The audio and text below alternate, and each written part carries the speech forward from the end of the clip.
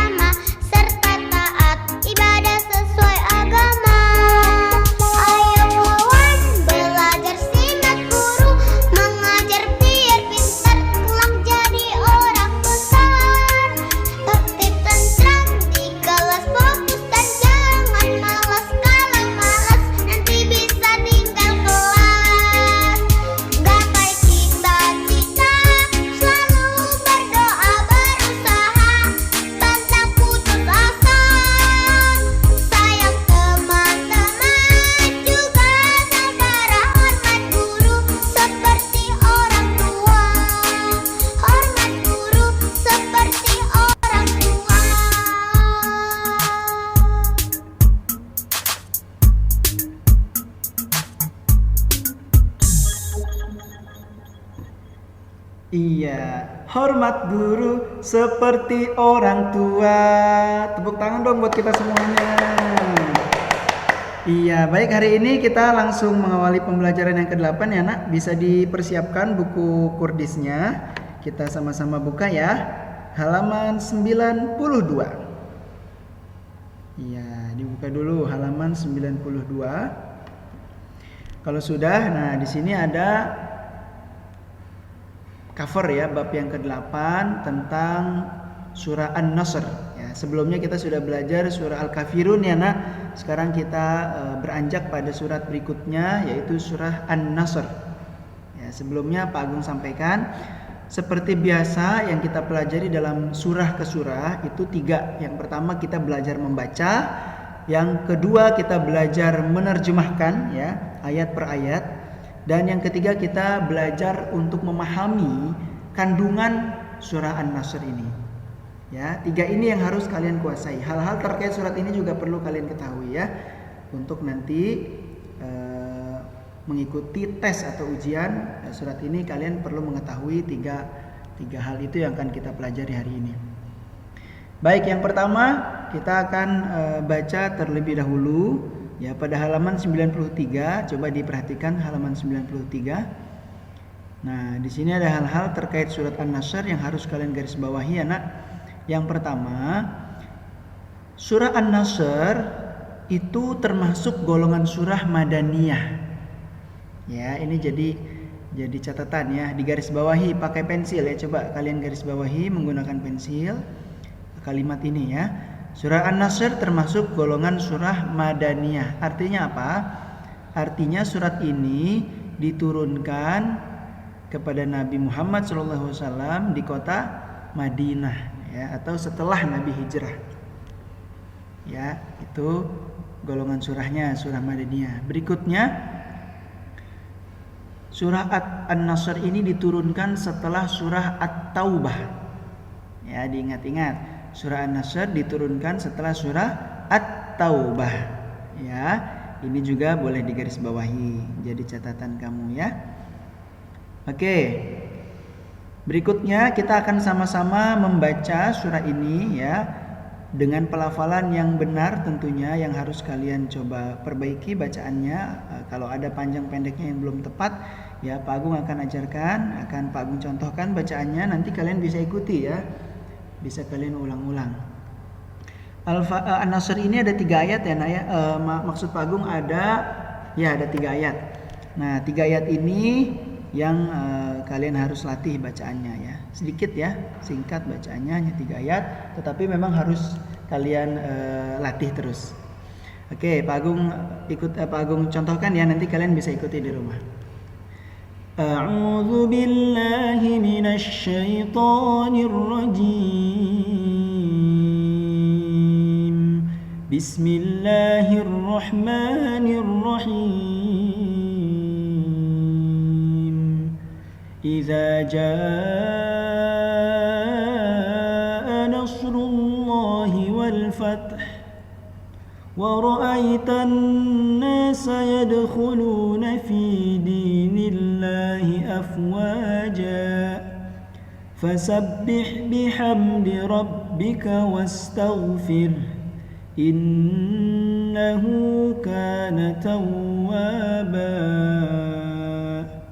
Sadaqallahul azim.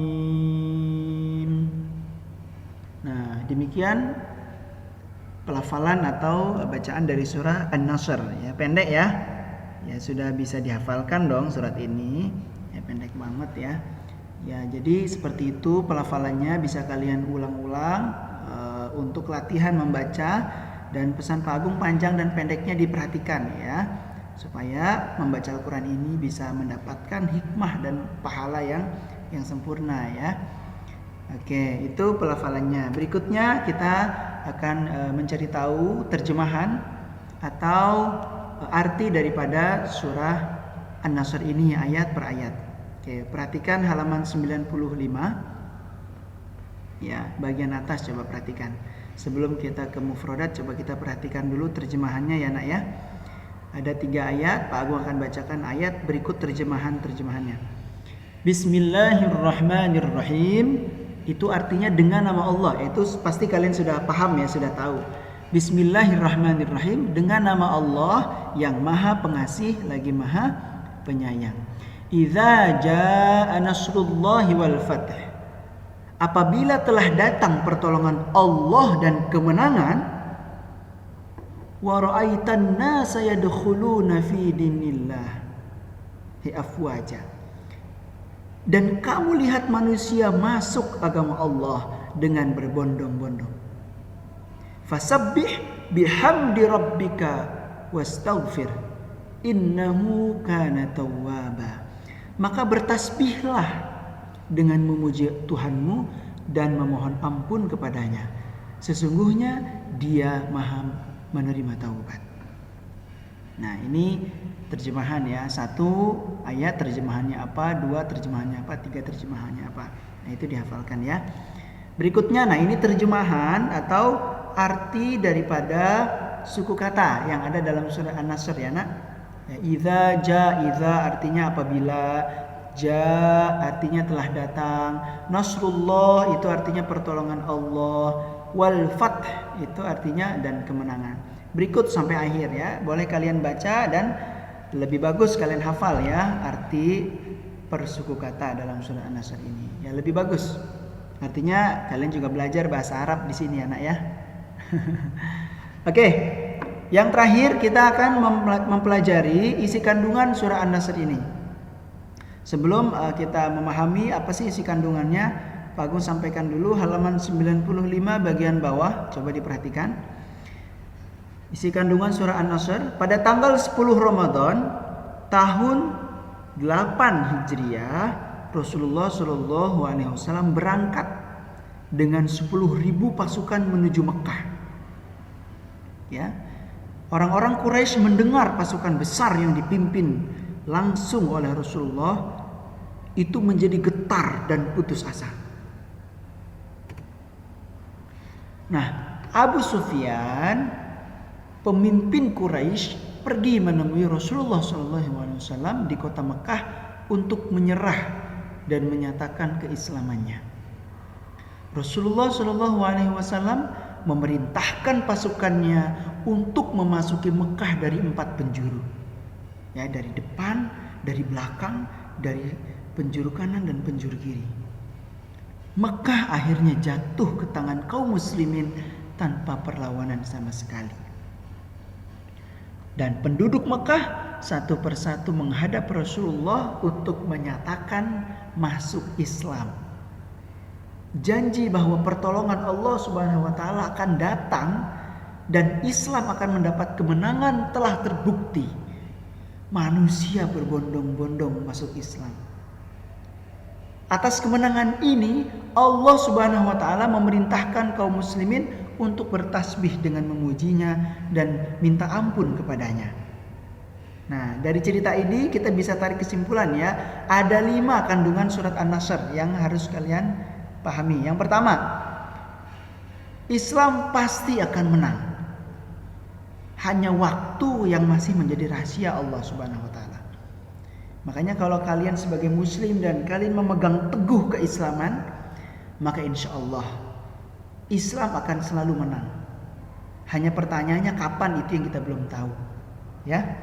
Yang kedua, Allah sekali-kali tidak akan pernah mengingkari janjinya. Ya. Janji bahwa Islam itu akan selalu menang itu pasti akan Allah tepati. Hanya waktu yang kita belum tahu ya. Itu yang kedua. Allah tidak akan pernah mengingkari janji. Yang ketiga, kelembutan Rasulullah SAW yaitu tidak membalas perilaku kasar orang-orang Quraisy dengan kekasaran juga.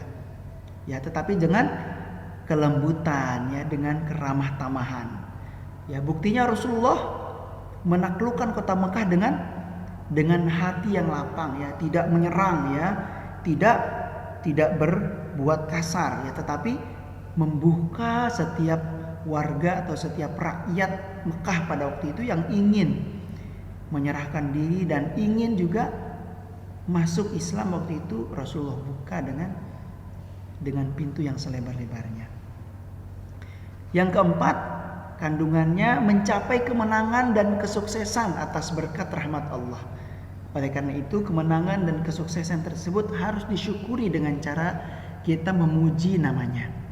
Ya, jangankan ya hanya berkata atau berbicara tentang kemenangan Islam dalam konteks Futu Mekah ya, atau membebaskan kota Mekah. Kemenangan kita ya sebagai seorang muslim untuk mencapai keberhasilan setapak demi setapak itu harus kita syukuri nak. Misalnya nih kalian ingin sekali mendapatkan nilai 100 di ulangan. Nah, kalau nanti kalian dapat nilai 100, itu adalah pencapaian yang harus kalian syukuri. Ya, cara bersyukurnya seperti apa? Dengan memuji Allah tentunya. Alhamdulillah, dan tidak lepas untuk terus belajar dan belajar. Lebih rajin sholatnya, lebih rajin lagi ngajinya, supaya Allah cinta dengan kita ya, karena Allah mencintai hambanya yang bersyukur atas nikmatnya. Dan yang terakhir kandungannya adalah jika kita mendapat kegembiraan, kita diperintahkan juga istighfar. Boleh jadi dari kegembiraan itu ada kesalahan atau kekhilafan yang kita lakukan ya, dalam meluapkan rasa kegembiraan itu. Ya, mudah-mudahan Allah Subhanahu wa taala mengampuni ya dosa-dosa kita atas setiap keberhasilan yang kita rayakan ya. Untuk itu merayakan keberhasilan tidak boleh terlalu berlebihan. Ya, kalian misalnya juara satu kelas, tidak boleh berlebihan. Ya, harus terus semangat ya belajar. Ya, jadi ini 5 kandungan surat An-Nasr yang perlu kalian garis bawahi ya. Nah, ini 5-5-nya masuk dalam ya intisari atau kandungan surat Al-Asr. Oke. Berikutnya coba diperhatikan halaman 98. Ini ada surah An-Nasr yang belum berharokat. Nah, bisa kalian berikan harokat ya menggunakan pensil sesuai dengan halaman awal-awal yang tadi kita sama-sama baca, yaitu sudah ada. Kalian bisa sama-sama berikan harokat menggunakan pensil. Dan halaman 99-nya pernyataan sikap kita jawab sama-sama ya. Oke. Nomor 1. Pak guru menyuruh Roni menghafal surat An-Nasr. Roni tidak dapat menghafalnya dengan benar. Roni pun malu. Jika melihat kejadian itu, yang aku lakukan adalah apa? Memberikan semangat ya, membantu Roni untuk bisa menghafalkan surat An-Nasr ini dengan lancar ya.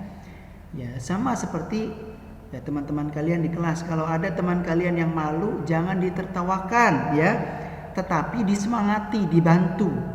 Ya, ada yang belum lancar membaca Al-Quran, disemangati. Ayo, kamu pasti bisa. Ayo aku bantu. Kamu pasti bisa.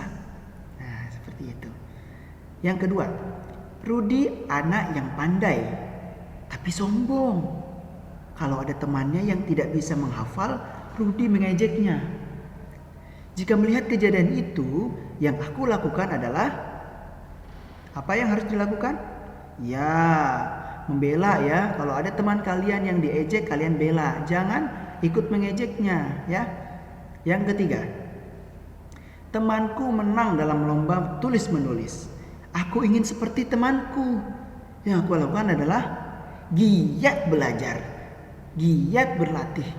Ya dong, kalau ingin menang, juara dan berprestasi harus rajin belajar, harus rajin berlatih. Yang keempat, aku malas belajar Al-Quran hadis. Aku lebih senang belajar IPA. Agar senang belajar Quran hadis, yang aku lakukan adalah mulai belajar dan mulai menyukai pelajaran ini. Ya, buka bukunya, ya kita cari tahu, kita pelajari. Insya Allah dengan belajar dan dengan ikhlas kita untuk mempelajari ini, kita akan senang belajar Kurdis ya. Oke, itu saja materi pelajaran Kurdis yang bisa Pak Agung sampaikan hari ini.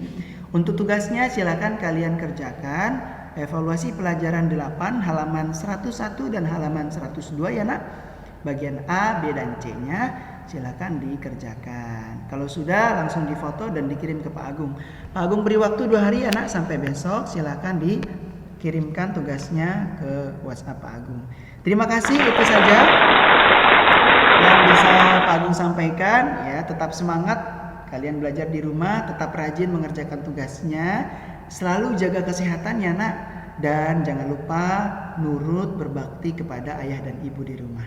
Semoga kalian selalu semangat untuk mempelajari dan terus belajar Qurdis. Terima kasih.